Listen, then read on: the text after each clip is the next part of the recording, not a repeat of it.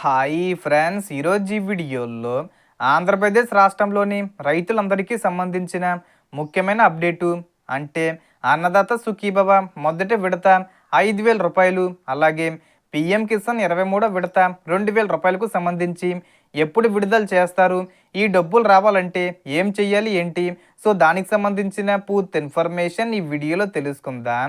And video మీద నచ్చితే like చేసి షేర్ చేసి సబ్స్క్రైబ్ చేసుకోండి ఫ్రెండ్స్. సో ఏమాత్రం లేట్ చేయకుండా వీడియోకి వెళ్ళిపోద్దాం.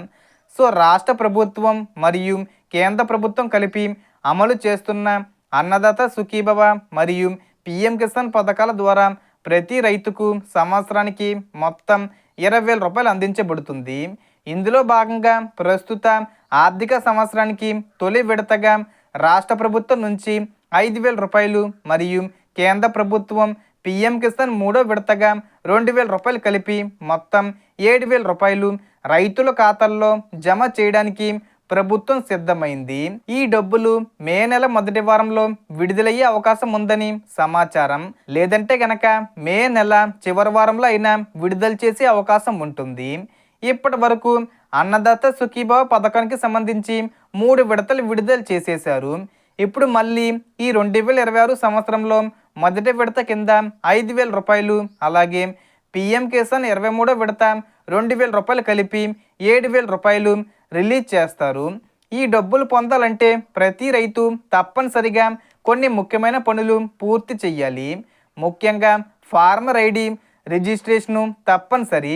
ఇది ప్రతి రైతుకు ప్రత్యేక గుర్తింపు సంఖ్యలా పనిచేస్తుంది. ఇంకా ఈ రిజిస్ట్రేషన్ చెయ్యని రైతులు వెంటనే సమీప రైతు భరోసా కేంద్రానికి వెళ్ళి పట్టాదారు passbook xerox, 1B xerox, Aadhaar card xerox, phone number తీసుకుని ఉచితంగా నమోదు చేసుకోవాలి.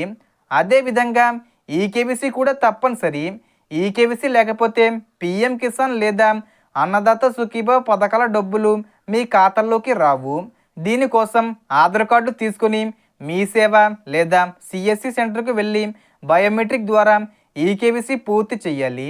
అలాగే మీ బ్యాంక్ ఖాతాకు ఎన్పిసి లింకు యాక్టివ్గా ఉందో లేదో చెక్ చేసుకోవాలి. ఎన్పిసి లింకు లేకపోతే డబ్బులు జమ కావు. కాబట్టి అవసరమైతే కొత్త బ్యాంక్ ఖాతా తెరిచి లింక్ చేయించుకోవాలి.